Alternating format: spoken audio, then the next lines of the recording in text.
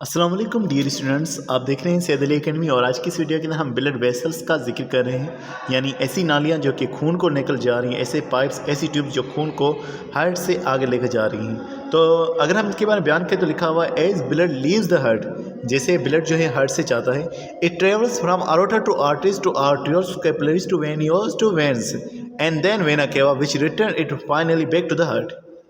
कि हार्ट से जो ब्लड निकलेगा, हमें मालूम है कि हार्ट से ब्लड निकलेगा तो ऑक्सीजनेटेड ब्लड आरोटा के ज़रिए से निकलेगा।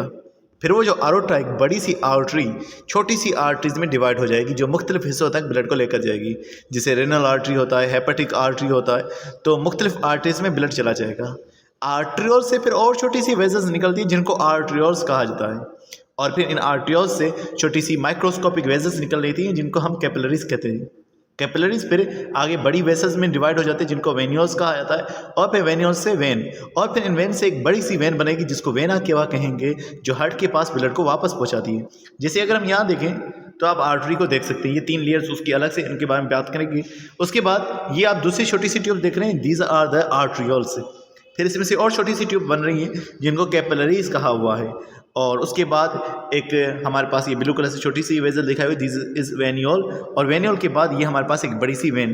तो इस तरह से ये वेन जो है फिर उसमें से वेना केवा बनेगी और वो ब्लड को पहुंचाएगी आगे। तो लिखा हुआ we examine each type of blood vessel in more detail. तो अब हम इनको मज़ीद डिटेल से पढ़ते हैं। सबसे पहले हम आर्टरीज का जिक्र करें तो लिखा हुआ है after living the heart blood first inter large vessels called arteries.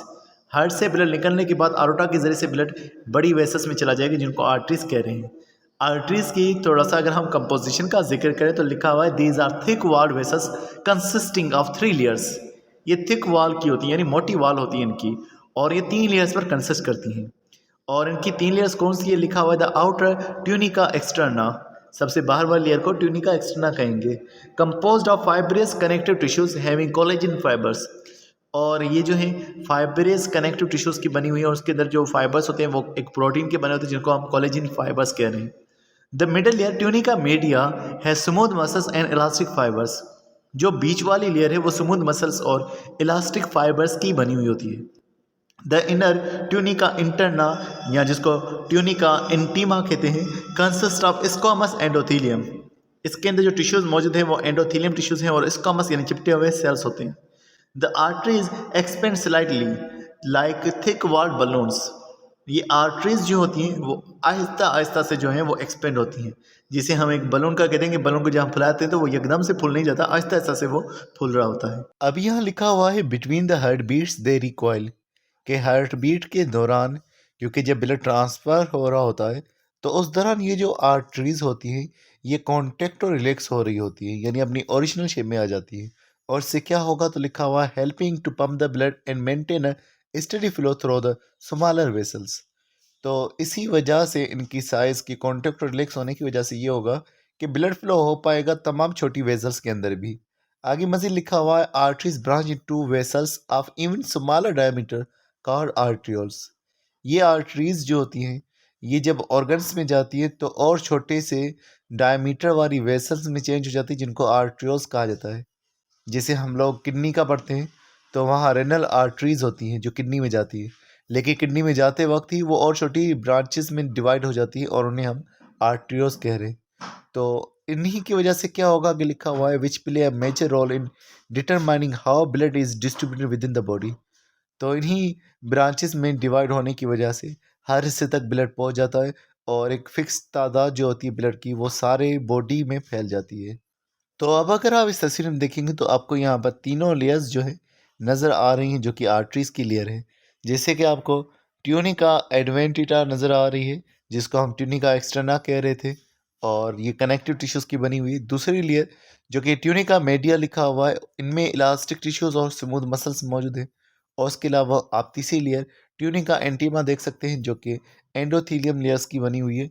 तो ये मुख्तलिफ लेयर्स जो हैं इसके अंदर आपको नज़र आ रही हैं। आगे कैपिलरीज को देखें तो वो बस एंडोथीलियम के एक सिंगल लेयर से बने हुए होते हैं, लेकिन हमें किस तरह से नज़र आते हैं? जैसे आप देख रहे हैं आर्ट्रियोल आपको नज़र आ रहा है, फिर उसके बाद मेटा आर्ट्रियोल जो आर्ट्रियोल से निकलने वाली ट्यूब है, और फिर आपको कैपिलरीज बहुत सारी नज़र आ रही हैं। और ये पूरा जो कैपिलरीज का जाल फैला हुआ है इसे हम कैपिलरी बेड कह रहे होते हैं। और फिर ये वेन्यूल में डिवाइड हो जाते हैं और फिर उसके बाद एक बड़ी सी वेसल बन जाएगी जिसको हम वेन कह रहे होते हैं। आगे हम बात करें कैपिलरीज के बारे में तो लिखा हुआ है the entire circulatory system is elaborate device for providing each cell of a complex multicell organ with the type of exchange diffusion practised by the simplest unicell organisms.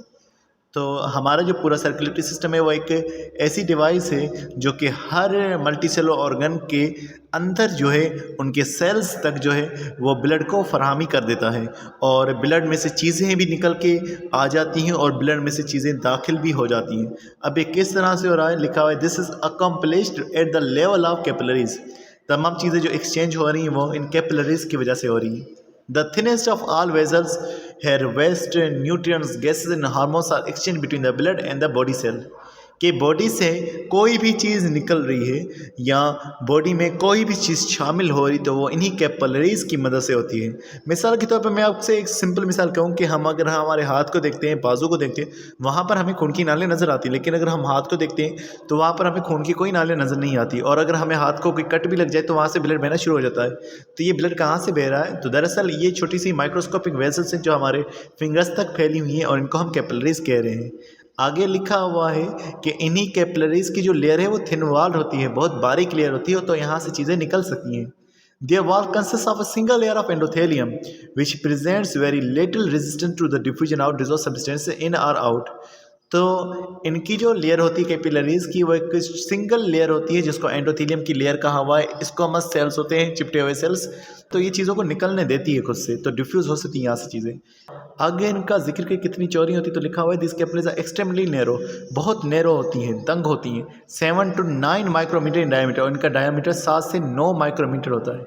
Their pressure within capillaries causes a continuous leakage of fluid from the blood plasma into the spaces surrounding the capillaries and tissues। तो क्योंकि ये narrow हैं तो narrow जगह से blood जो है या कोई भी चीज़ जो है वो तेज़ी से फ्लो करती है, तो इसमें से जो है लीकेज होगी ब्लड की और ब्लड इसमें से निकल कर कैपिलरीज की गिर्द जो स्पेसेस हैं वहाँ चला जाएगा, टिश्यू में जमा हो जाएगा। This fluid is known as interstitial fluid, और कैपिलरी से निकला वो जो फ्लूइड है, जो ब्लड है, वो इंटरस्टिशियल फ्लूइड कहलवाएगा। and consists primarily of water in which are dissolved nutrients, hormone, gases, waste and small protein from the blood।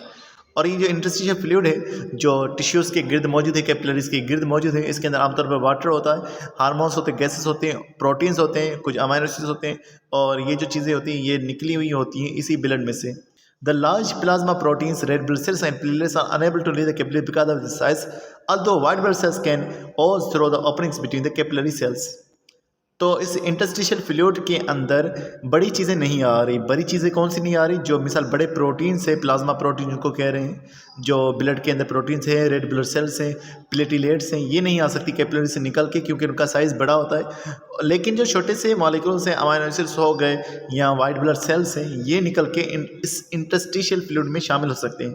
तो आगे वेन्स का जिक्र करें तो लिखा हुआ है ब्लड फ्रॉम द कैपिलरीज, वो ब्लड जो कैपिलरीज में से निकला, नाउ कैरिंग कार्बन डाइऑक्साइड, उस ब्लड के अंदर अब कार्बन डाइऑक्साइड शामिल है, and other cellular waste drain into the large vessels called venules, और जो सेल से कुछ और चीज़ें निकली वो भी इसके अंदर शामिल हो जाएंगी और फिर ये कैपिलरीज एक बड़े हिस्से में शामिल हो जाएंगी, बड़ी वेसल्स का हिस्सा बन जाएंगी जिनको वेन्यूल्स कहा जाता है। That empty into the larger veins, और फिर इन वेन्यूल्स में से वेन्स बनती हैं। Veins provide a low resistance pathway by which blood can return to the heart. तो यहाँ ये बात लिखी हुई है कि वेन्स के अंदर जो है रेजिस्टेंस पाथवे जो है कम होता है। रेजिस्टेंस पाथवे का मतलब है कि रुकावट नहीं होती ताकि ब्लड जो है हार्ट तक वापसी पहुँच सके, क्योंकि वेन्स का काम ये होता है कि वो हार्ट तक ब्लड को पहुँचा रही होती है। आगे मज़ीद लिखा हुआ है the walls of veins are much thinner and more expandable than those of arteries. Veins की जो वाल्स होती हैं ज़्यादा थिन और ज़्यादा एक्सपेंडेबल होती हैं as compare to the arteries. और लिखा हुआ है although both contain layer of smooth muscles, दोनों के अंदर स्मूथ मसल्स की लेयर्स मौजूद होती हैं। आगे लिखा हुआ है because blood pressure in the veins is low the contraction of skeletal muscles during exercise and breathing must assist in the return of the blood to the heart.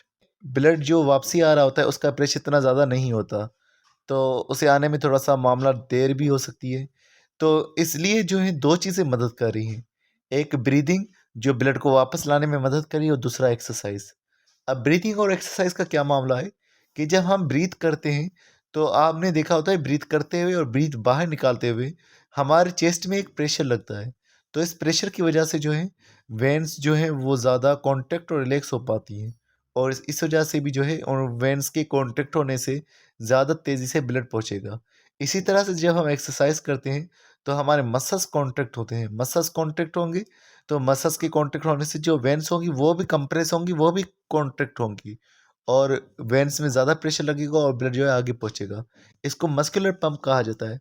तो इसी हवाले से लिखा हुआ है these muscular movement squeeze the veins forcing blood through them. तो इन muscular movement की वजह से वेन्स जो है स्क्वीज होंगी यानी चिपकेंगी, और उसके अलावा जो है ब्लड को आगे पहुंचाएंगी। आगे एक और बात का जिक्र लिखा हुआ है when veins are compressed you might predict that blood would be forced away from the heart as well as toward it. तो जब कॉन्ट्रैक्ट होती हैं तो आपको लगेगा कि ब्लड जो है वो हार्ट से दूर भी जा सकता है। तो क्या होगा to prevent this veins are equipped with one way valves that allow blood flow only towards the heart. सर कुछ वाल्स मौजूद होते हैं जो वन वे वाल्व हैं, यानी कि जिनका काम होता है सिर्फ हार्ट की डायरेक्शन में ब्लड को पहुंचाना।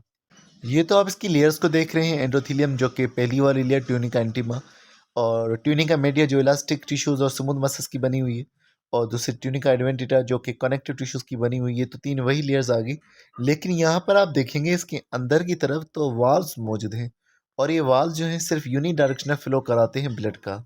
तो डियर स्टूडेंट आज के बस इतना था। नेक्स्ट वीडियो के अंदर हम इंशाल्लाह नेक्स्ट टॉपिक को जिक्र करेंगे। तो मिलते हैं नेक्स्ट वीडियो में, तब तक बहुत सारा ख्याल रखिएगा। अस्सलाम वालेकुम।